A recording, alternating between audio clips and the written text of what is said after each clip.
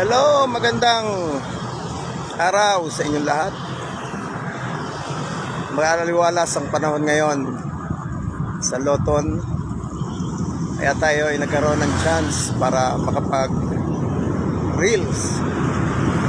Ito po ang mga building yan ay somewhere in Binondo. Sa kabila po ay Escolta. So nagtataasan ang building na ito at nakatutuwang pagmasdan.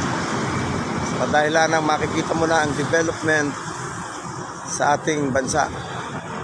So, nakatutuwang pagmasdan. At tingnan po natin na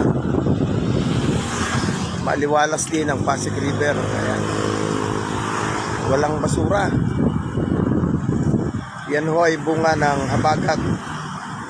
Nagmaylo po ang ilog ng Pasig. Ayan. Ready to drink. Salamat at mapagpalang araw sa inyong lahat. God bless you.